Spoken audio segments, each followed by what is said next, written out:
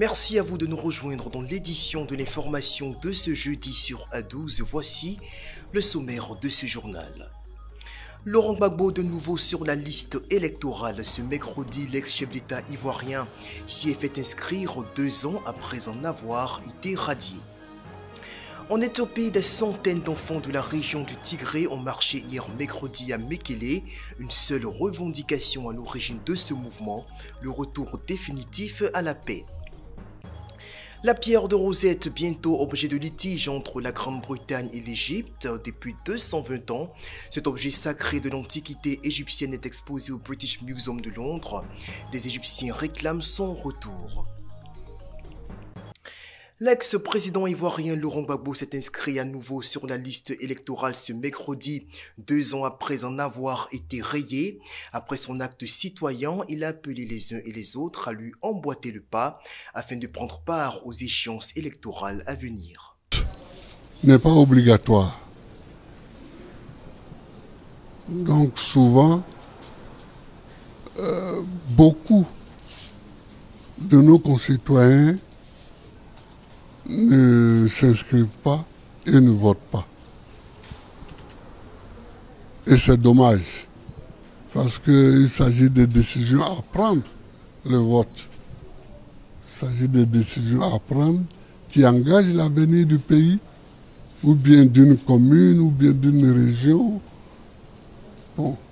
Donc il faut que les Ivoiriens aillent s'inscrire.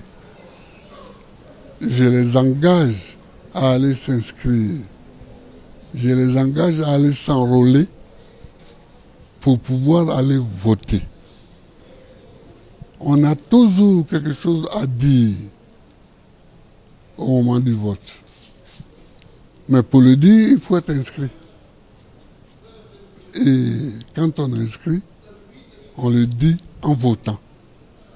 Donc c'est l'appel que j'ai à lancer. Bakhmout, on en parle depuis le début de la percée russe dans le Donbass dans le mois d'avril. Cette ville carrefour, particulièrement convoitée par les forces russes, continue de résister. C'est en effet le seul front sur lequel Moscou est à l'offensive en Ukraine, mais les Ukrainiens résistent toujours malgré le déchaînement de feu engagé par la Russie. Reportage sur la ligne de front. Les combats continuent de faire rage autour de la ville de Bakhmout dans l'est de l'Ukraine. Les équipes médicales ukrainiennes prennent en charge des blessés transportés de la ligne de front vers les hôpitaux de la ville. Ces derniers jours, les allers-retours se sont intensifiés. Depuis cet été, l'armée russe essaye de conquérir Bakhmout, une ville de 70 000 habitants, aujourd'hui en partie vidée et détruite par les bombardements. Mais la résistance ukrainienne, associée à un terrain boueux, l'empêche de faire des avancées significatives. Le ministère russe de la Défense a toutefois revendiqué ce mercredi la prise de 3 villages près de Bakhmout. Après les retraites humiliantes de Kharkiv puis de Kherson, Moscou veut renouer avec des succès militaires d'ampleur. En attendant, le Kremlin continue de pointer la responsabilité des Occidentaux dans ce conflit.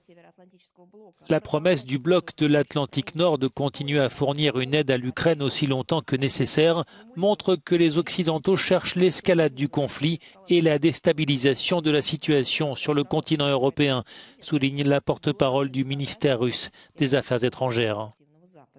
Au bord du Dniepr, le drapeau ukrainien flotte au-dessus des villages récemment abandonnés par l'armée russe et les soldats se disent prêts à repousser toute contre-offensive. Ils peuvent essayer de nous attaquer, mais ils ne réussiront pas, car nous sommes là, dit ce soldat ukrainien. Les militaires ont creusé des tranchées pour se mettre à l'abri des Russes et d'un autre ennemi, le froid, qui est de plus en plus mordant.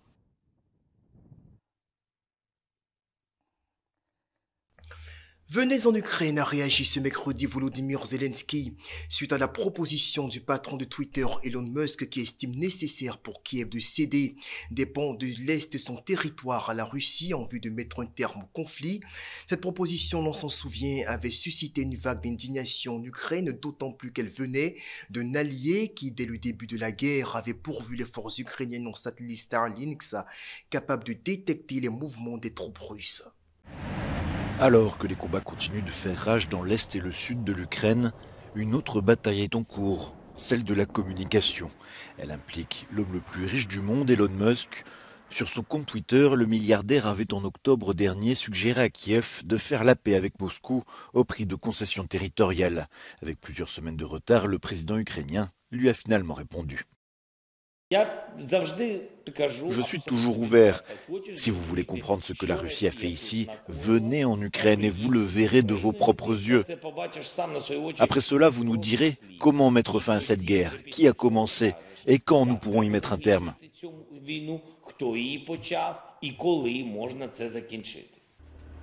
Pendant ce temps, les ingénieurs s'efforcent de maintenir les lignes de communication ouvertes après que les frappes russes ont engendré de nouvelles coupures de courant. Des générateurs fournissent de l'électricité aux relais de téléphonie mobile. Je sais que nos gars, mes collègues, sont très épuisés, mais ils sont motivés par le fait que nous faisons une chose importante. Aujourd'hui, malheureusement, il y a une guerre en Ukraine. De cette manière, nous soutenons nos soldats et notre peuple. Loin du pays déchiré par la guerre, la première dame ukrainienne Olena Zelenska a visité la cathédrale catholique ukrainienne de la Sainte Famille à Londres en compagnie du roi Charles. Ils ont également inauguré un nouveau centre d'accueil pour les familles déplacées. Des faits en Irak et en Syrie, le groupe djihadiste État islamique a annoncé hier mercredi la mort de son chef Abu al-Hassan al-Qurashi, une mort confirmée quelques heures plus tard par le commandement militaire américain au Moyen-Orient. Un nouveau calife du nom de Abu al-Hussein al-Husseini al-Qurashi a été nommé dans la soirée. Le président américain Joe Biden a confirmé ce jeudi la mort du chef de l'État islamique pendant une opération des forces spéciales américaines. Il serait mort à l'aube dans une explosion qu'il aurait lui-même provoquée, tuant au passage plusieurs membres de sa famille. 13 personnes, dont au moins 6 enfants, ont perdu la vie dans l'opération. Le raid dans le nord-ouest de la Syrie a été suivi depuis la Maison-Blanche. Joe Biden a salué sur Twitter la bravoure de ses forces armées, grâce à laquelle, dit-il, nous avons éliminé du champ de bataille Abu Ibrahim al-Hashimi al-Qurashi, le chef de l'État islamique. Il a également rassuré sa population. Tous les soldats américains sont sains et saufs. Le raid américain visait un bâtiment à Hatmé, dans une province contrôlée en grande partie par les djihadistes et les rebelles. Des camps surpeuplés de la région servaient de base à des chefs djihadistes qui se cacheraient parmi les déplacés. Des forces spéciales américaines ont été amenées par hélicoptère et des affrontements ont ensuite éclaté. Il s'agit de la plus importante opération des forces américaines en Syrie depuis la mort en 2019 d'Abou Bakr al-Baghdadi, le précédent chef de l'État islamique. Tout juste 2 mois après son entrée au Parlement italien, le député de la circonscription de Lombardie 1, Aboubacar Soumaoro, est éclaboussé par un scandale. Le parlementaire d'origine ivoirienne s'est vu contraint à démissionner de son parti Les Verts suite à une affaire d'exploitation de migrants en lien avec sa belle famille. Le point dans cet élément. Le député italien Aboubacar Soumaoro, engagé ouvertement pour la cause des ouvriers agricoles et des travailleurs migrants, a quitté son parti pour une affaire de détournement de fonds et fraude aggravée en lien avec des migrants. La belle-mère du membre du Parti des Verts et de la gauche italienne a été condamnée à verser 2 ans de salaire non payé à une employée de l'une de ses coopératives agricoles pour migrants. Bien que non directement concerné par l'enquête, Aboubacar Soumaoro a défendu sa femme soupçonnée d'avoir eu un rôle dans ces coopératives au sud de Rome. Forcé de réagir face à l'ampleur de la polémique, le député a indiqué lors d'une interview télévisée ne pas avoir été tenu au courant des conditions dans les établissements concernés. Né en Côte d'Ivoire, Aboubacar Soumaoro est arrivé en Italie à la fin des années 1990. Depuis fin septembre, il est le seul député noir du Parlement italien. Lors de la première session, il avait marqué les esprits en se présentant en botte boueuse afin de dénoncer la situation des travailleurs exploités par les chefs de gang depuis plus de 10 ans. À l'heure où, gouverné par l'extrême droite, l'Italie adopte une politique très sévère en matière d'immigration, l'homme politique de 42 ans s'affichait comme le symbole d'un contre-pouvoir.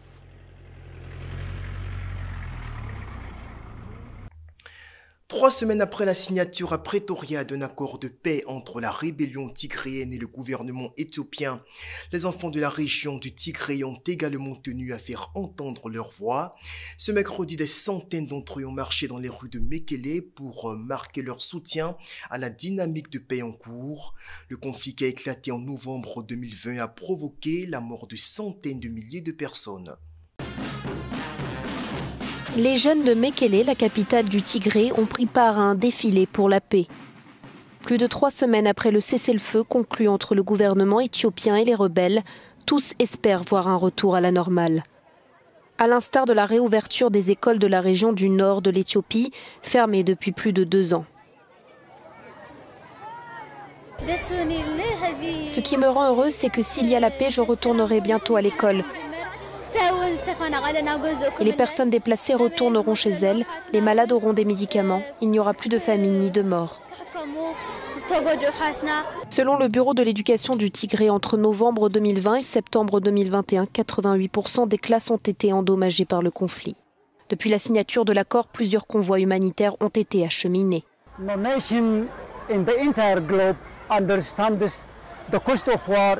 Aucune nation dans le monde entier ne comprend mieux le coût de la guerre et l'importance de la paix que les gens du Tigré. Alors quand l'accord de paix sera concret dans la région, le siège et le blocus seront levés et le Tigré fera à nouveau partie du monde. Cet accord de paix pour le Tigré et pour moi signifie que les patients recevront des médicaments et qu'il n'y aura plus de souffrance ni de jours de faim. Nos enfants iront à l'école et il y a bien d'autres avantages. Néanmoins, dans cette région peuplée de près de 6 millions de personnes, la paix reste fragile. Le week-end dernier, citant des travailleurs humanitaires, l'agence AP rapportait de nouveaux pillages d'entreprises, de propriétés privées, encore cliniques, dans la ville de Shire. Prenons la direction du Tchad et plus précisément de la périphérie de N'Djamena, où un exploitant agricole a décidé de s'investir à fond dans la production de maraîchers pour ravitailler les marchés locaux par la création d'une vaste parcelle d'exploitation agricole. Le modèle semble porter ses fruits puisqu'il tente à atténuer l'inflation des prix des denrées alimentaires, une satisfaction pour le gouvernement. À Guité, une localité située à une dizaine de kilomètres de la capitale, la ferme agro-pastorale Sidimi produit des légumes et des fruits pour ravitailler les marchés de N'Djamena en produits frais. Créée par Abdallah Dakala, un jeune passionné de l'agriculture et de l'environnement, la ferme s'active dans les productions de maraîchères et contribue à baisser les prix des légumes sur les marchés en cette période d'urgence alimentaire. Une centaine de kilogrammes de légumes essentiels pour la cuisine comme du poivron et de la tomate, de l'oignon, des melons et des pastèques sont récoltés chaque jour. Notre pays vient d'être déclaré en état d'urgence alimentaire. Donc c'est l'ultime occasion pour relancer les choses, produire à grande échelle. Plus qu'on aura une surproduction, et plus au niveau du marché, les produits agricoles chuteront. Et là, ça serait accessible à tout le monde. Notre objectif, ce n'est pas de se faire l'argent et profiter sur la situation des autres. Nous aimerions que nous soyons satisfaits, ainsi que nos proches, ainsi que la population tchadienne d'une manière générale. Pour le promoteur de la ferme Sidimi, l'objectif est de répondre aux besoins alimentaires de la population, mais aussi de créer des opportunités d'investissement et d'emploi en milieu rural. La ferme emploie une trentaine de personnes à temps plein et des centaines d'autres paysans profitent de la commercialisation des produits maraîchers. Plusieurs projets sont en cours de réalisation dans la ferme pour diversifier les rendements, notamment l'élevage de la volaille et la pisciculture. Nous avons d'abord commencé avec la production agricole. Et dans bientôt, comme vous avez vu, le chantier du poulailler qui est déjà en construction. Dans bientôt, nous aimerions se lancer aussi dans l'agriculture, puisque c'est un secteur promoteur. Donc notre objectif, c'est de toucher un à un tous les secteurs, jeter tous les secteurs rentables. En dépit des difficultés logistiques dues à la dégradation avancée des routes qui ne facilitent pas le transport des produits, la ferme agro-pastorale Sidimi est devenue l'une des exploitations agricoles majeures pour le ravitaillement des marchés de légumes dans la capitale et ses environs. Une initiative entrepreneuriale saluée par les autorités de transition. C'est le 25 novembre dernier qu'ont pris fin à Niamey au Niger les doubles sommets de l'Union africaine sur l'industrialisation et la diversification économique de la zone de libre-échange africaine. Le chef de l'État nigérien Mohamed Bazoum s'est félicité de la réussite de l'organisation de ces événements qui confortent son pays dans sa volonté de devenir un hub du tourisme des conférences en Afrique. Au lendemain de la tenue du double sommet de l'Union africaine sur l'industrialisation et la diversification économique et la session sur la zone de libre-échange continentale africaine, le président nigérien Mohamed Bazoum a réuni tous les acteurs impliqués dans ces importants travaux afin de leur adresser ses encouragements pour la réussite de l'événement. Mohamed Sadil Mokhtar, le directeur général de l'ANEC, l'Agence nationale de l'économie des conférences, a pris part à cette rencontre organisée à la présidence de la République. Le Niger se projette en destination pour le tourisme de réunions et de congrès en Afrique. Le sommet a été précédé du conseil exécutif de la Réunion des affaires étrangères qui elle-même a été précédée pendant toute la semaine de 43 événements parallèles qui ont été tenus. Notre leadership de la sous-région s'affirme, notre visibilité est en train de s'accroître et nous devons tous ensemble nous mobiliser pour soutenir le président de la République dans ses actions de visibilité de notre pays. L'accueil d'importants événements comme le double sommet de l'Union africaine à Niamey participe de la promotion de la destination Niger. Le chef de l'État entend saisir cette occasion pour encourager les acteurs qui œuvrent à leur réussite afin de faire du pays une destination de choix à même d'abriter les événements d'envergure. Dans ce sens, le pays est déjà dans les préparatifs d'un important rendez-vous continental. Tous les pays, tous les membres des barreaux des pays francophones du monde vont se retrouver à Niamey la semaine prochaine pour une grande rencontre. Nous avons également en début d'année prochaine, en février, le Forum régional africain de développement durable que le Niger organise avec les Nations Unies, pour lesquels 4000 participants sont attendus. Nous aurons également dans ce mois de février le Forum Union européenne du Niger qui aura lieu également à Niamey et qui va regrouper l'ensemble des investisseurs. Le sommet de l'UA qui s'est tenu du 20 au 25 novembre sous le thème « Industrialiser l'Afrique, renouveler les engagements en faveur d'une industrialisation et d'une diversification économique et durable » a regroupé une vingtaine de chefs d'État et de gouvernement du continent. En clôturant les travaux de cette double session extraordinaire, le chef de l'État Mohamed Bazoum a indiqué qu'il a adopté sur le premier point de l'ordre du jour le projet de déclaration et des décisions du sommet. Celle-ci s'illustre en une base pour l'avenir de l'industrialisation du continent ainsi que du commerce entre les États africains. Les scientifiques ont salué hier mercredi les résultats détaillés d'une étude clinique sur un nouveau médicament dont l'efficacité semble prouvée dans le ralentissement du déclin cognitif de patients atteints de la maladie neurodégénérative d'Alzheimer. Des effets secondaires parfois graves suscitent néanmoins des appréhensions quant à ce traitement. C'est une maladie pour laquelle la quasi-totalité des traitements disponibles ne faisait que soulager temporairement les symptômes. L'Alzheimer pourrait enfin avoir un médicament pour la combattre, le lecanemab. Une étude clinique menée sur près de 1800 personnes a confirmé une réduction de 27% du déclin cognitif des patients. Autrement dit, un patient soumis aux médicaments voit la progression de sa maladie ralentir. Nous pensons que cela donne de l'espoir aux patients, aux soignants et aux médecins, que cela va stimuler les recherches sur la maladie d'Alzheimer et d'autres maladies neurodégénératives, et que cela apporte la preuve qu'il est possible de traiter ces maladies dévastatrices. Bien que les bénéfices cliniques apparaissent modestes, les patients n'ont été suivis que pendant 18 mois. Les résultats pourraient devenir plus apparents si le médicament est administré sur une plus longue période. Des effets indésirables parfois graves sont cependant source d'inquiétude. Certains patients traités ont souffert d'hémorragie ou d'œdèmes cérébraux, bien que le taux global de mortalité reste le même entre les personnes sous lecanemab et celles sous placebo. Nous sommes tous conscients qu'il ne s'agit pas d'une guérison. Nous essayons de saisir réellement ce que signifie de ralentir la maladie d'Alzheimer, et ça, c'est une vraie première pour nous. L'autorité sanitaire américaine devrait répondre d'ici janvier prochain à la demande d'approbation de ce médicament développé par le groupe pharmaceutique japonais Eisai et l'américain Biogen. Un espoir pour les quelques 55 millions de personnes atteintes de la maladie d'Alzheimer dans le monde. Depuis 1802, cet objet sacré vieux de plus de 2000 ans est exposé au British Museum à Londres. La pierre de Rosette, d'elle qu'il s'agit, se trouve désormais dans le viseur des Égyptiens qui réclament son retour, tout comme d'autres antiquités africaines exposées dans les musées européens. Les Égyptiens appellent à la restitution de la pierre de Rosette, une dalle en granit noir datant de l'Égypte antique exposée au British Museum depuis 1802. Alors que le débat sur la question des objets d'art africains est un défi croissant pour les musées occidentaux, une pétition lancée par l'égyptologue Monica Anna affirme que la pierre constitue un butin de guerre. Je pense que toutes les nations ont le droit de demander le retour de leur patrimoine.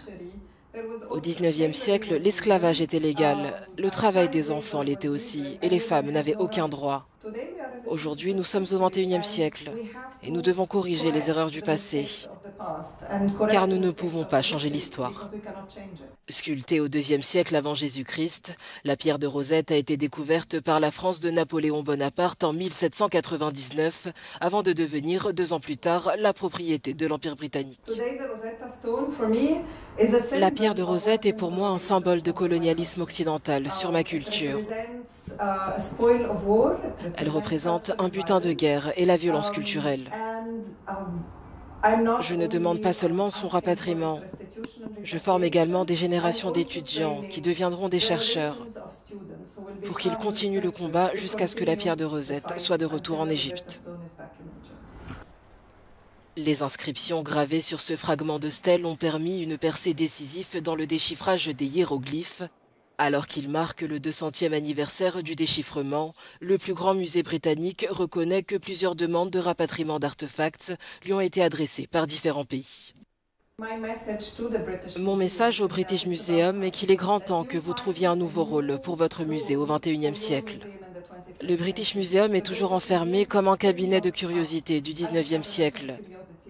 Il doit trouver une nouvelle vision, une nouvelle philosophie en tant que musée. La pierre fait partie des plus de 100 000 reliques égyptiennes et soudanaises conservées au British Museum. Les musées occidentaux ont longtemps mis en avant la supériorité de leurs installations pour justifier leur détention de trésors mondiaux.